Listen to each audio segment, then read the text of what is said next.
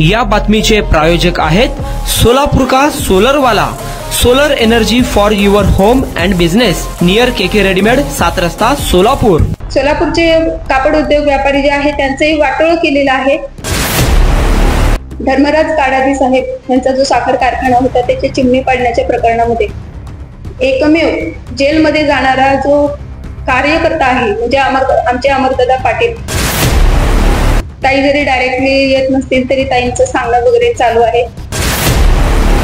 वंचित बहुजन आघाडीचे संतोष पवार साहेब आम्ही पाहतोय, मागचे मला वाटतं फार 4-5 महिने झाले ते सक्रिय आहेत, ते पण फक्त महिलांची हळदी कुंकू, कारण मुस्लिम वर्ग जो आहे तो पहिल्यापासून शिवसेनेच्या पाठीशी आहे। आणि राहिला प्रश्न बाबा मिस्त्री साहेबांचा, तर ते ज्या ठिकाणी नगरसेवक राहिलेले आहेत आतापर्यंत त्या ठिकाणी त्यांनी एक नगरसेवक म्हणून सुद्धा यशस्वीरित्या कामगिरी केलेली नाहीये। युवराज राठोड साहेब फक्त हॉस्पिटलची कामं एवढे करून जमत नसतात। महादेव कोगनोरे साहेब पक्षाशी किती एकनिष्ठ आहेत, ते जनतेशी काय एकनिष्ठ राहणार आहेत। सध्या कारण दक्षिणचा राजकारण तापलेला आहे, अमर पाटील यांचाही धंदा दौरा सुरू आहे, किती खात्री आहे अमर पाटलांची विजयाची? 100% खात्री आहे। दक्षिण तालुक्यामधनं अमरदादा पाटील हे 100% निवडून येणार। आपण जर पाहिलं असेल तर अनेक दिग्गज नेते हे सध्या रॅली, पदयात्रा मोठ्या प्रमाणात काढत आहेत, काय त्यांचं चॅलेंज असणार आहे आपल्या पक्षाकडून त्यांना?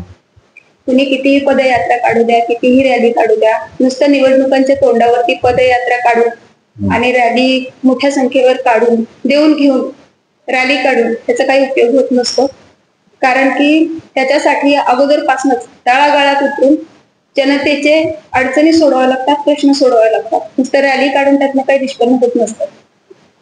आजच स्टेटमेंट आहे सुभाष देशमुख यांची की मी दक्षिण तालुक्याला रेशीम हब करणार आहे, असं स्टेटमेंट आहे त्यांची, कसे बघता याकडे? हे अशा कुठलेही स्टेटमेंट देऊन त्यांनी काहीच उपयोग नाहीये, कारण अगोदरच सोलापूरचे जे कापड उद्योग आहेत त्या कापड उद्योगांचं खूप नुकसान केलेलं आहे। कित्येक वेळा तरी या ठिकाणचे सोलापूरचे कापड व्यापारी जे आहेत ते मंत्रालयात जाऊन सदर विभागांची बोलणी केलेली आहे त्यांनी। जो मोठा उद्योग होता सोलापूर शहरातील युनिफॉर्म मेकिंगचा, तर तो उद्योग शालेय शिक्षण धोरण बदलून ह्यांनी महिला बचत गटांना दिले म्हणून सांगितले, त्यामुळे त्यांच्या हातची जी रोजीरोटी आहे ती घालवलेली आहे। आणि दुसरी गोष्ट अशी की महिला बचत गटांना देतो म्हणून सांगितले, पण खरंच ह्यांनी महिलांना तरी हे उद्योग दिलेले आहेत का याची व्यवस्थित चौकशी केली जावी, कारण ह्याच्यामध्ये सोलापूरचे कापड उद्योग व्यापारी जे आहे त्यांचंही वाटोळ केलेलं आहे आणि महिला बचत गटांना सुद्धा ह्यांनी फक्त लटकवत ठेवलेलं आहे। त्यामुळे आता हे रेशीम उद्योग म्हणा, रेशीम हब म्हणा, हे असे कुठलेही बिनकामाचे नुसते कागदी पॅटर्न जे आहेत ते आणून ह्या ठिकाणी काही उपयोग होणार नाहीये।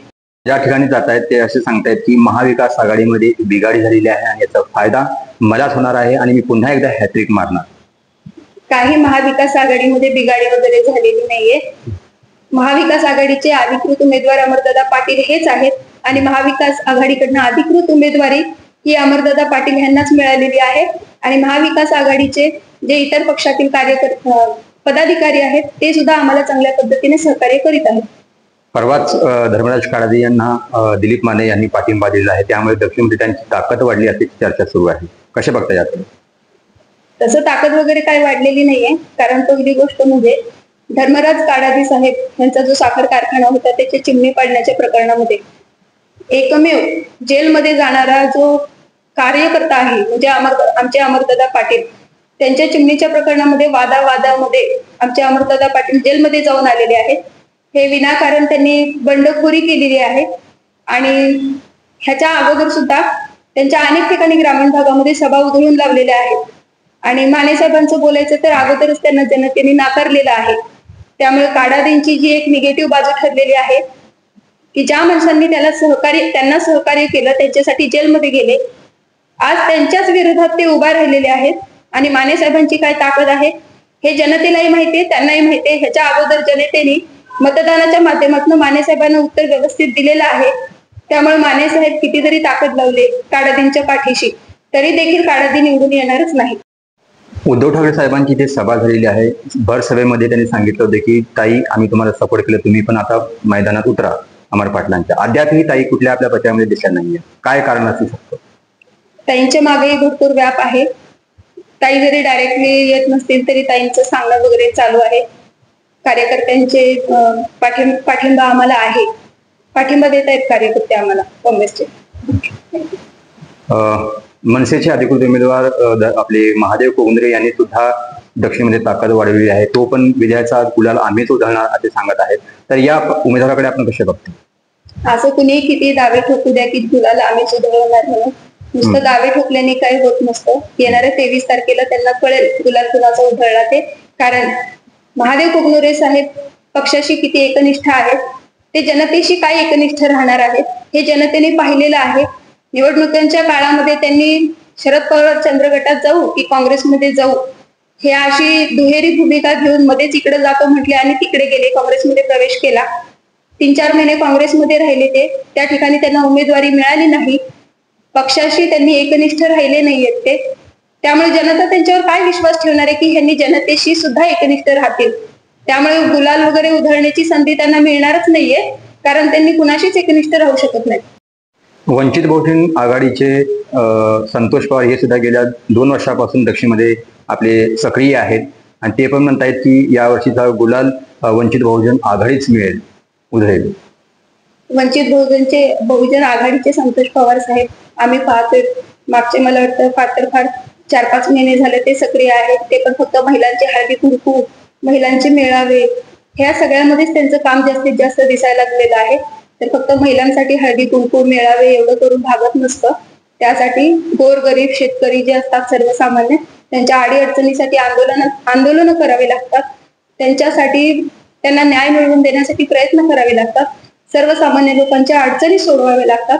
असे विविध जनतेचे अडीअडचणी असू दे, विकास कामे असू दे, छोटे छोटे भरपूर असं काही करण्यासारखं असतं. ते सगळं जर केलं तर आपण उमेदवारी लढवण्यायोग्य असू शकतो. त्यांनी आणि जास्तीत जास्त इथे असतातच कुठे, ते राहायलाच पुण्याला असतात. इथे दक्षिण सोलापूरमध्ये त्यांनी जर इथे राहतच नाही तर इथल्या लोकांच्या अडीअडचणी सोडवणार कसे आणि ह्या ठिकाणचा त्यांनी विकास करणारच कसे? आपण दक्षिणचा विचार केला तर लिंगायत धनगर समाजानंतर मुस्लिम समाजाचा मतदार हा जास्त आहे. या ठिकाणाहूनच बाबा मिस्त्री हे सध्या प्रहार करून लढत आहेत. तर कुठे ना कुठे मुस्लिम समाजाचा फटका आपल्या अमर पाटलांना बसेल असं वाटतं तुम्हाला? नाही, अजिबात नाही. कारण मुस्लिम वर्ग जो आहे तो पहिल्यापासून शिवसेनेच्या पाठीशी आहे.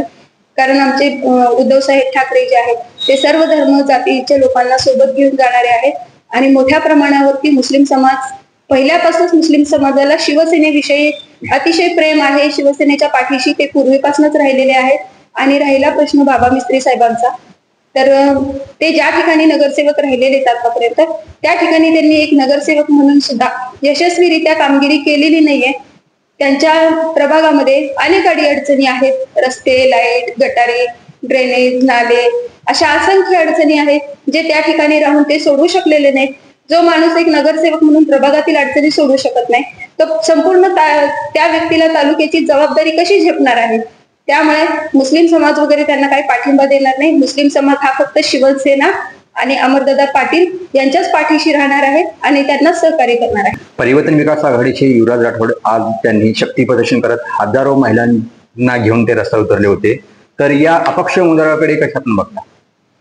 त्यांचा जो विषय आहे फक्त कारण की त्यांच्या पाठीमागे बंजारा समाजही खूप मोठं आहे. बंजारा समाजाने तर आमच्या अमरदादा पाटील यांना सुद्धा पाठिंबा दिलेला आहे. ते आपल्याला फोटो इमेजेसच्या माध्यमातून कळून जाईल, सभेच्या माध्यमातून कळून जाईल. ज्या सभा झालेल्या आहेत त्या ठिकाणी त्यांनी चांगल्या पद्धतीने पाठिंबा दिलेला आहे. युवराज राठोड साहेब फक्त हॉस्पिटलची कामं एवढे करून जमत नसतात. तळागाळात उतरून गोरगरीब जनतेसाठी, शेतकऱ्यांसाठी आंदोलन, निषेध व्यक्त करणे, निवेदन देणे, त्यांच्या समस्या सोडवणे या सर्व गोष्टी कराव्या लागतात. फक्त हॉस्पिटल एवढं एकमेवच कार्यक्षेत्र नसू शकतं एका आमदारासाठी. त्यामुळं त्यांचा काही उपयोग होणार नाही ह्या ठिकाणी. सर्वांनी पाहिलं असेल काल जी देगावला आपल्या अमरदादा पाटील यांच्या प्रचारार्थ सभा झालेली आहे, फार भव्य दिव्य अशी सभा झालेली आहे. आणि त्या ठिकाणी धनगर समाजाचे जे नेते आहेत, बंडगर मामा म्हणून अजित पवार गटाचे, तर त्यांनी जाहीरपणे पाठिंबा दिलेला आहे आपल्या अमरदादा पाटील यांना. त्यांच्या पाठीशी धनगर समाज हा खूप मोठ्या प्रमाणावर भक्कम असं त्यांच्या पाठीशी उभा आहे.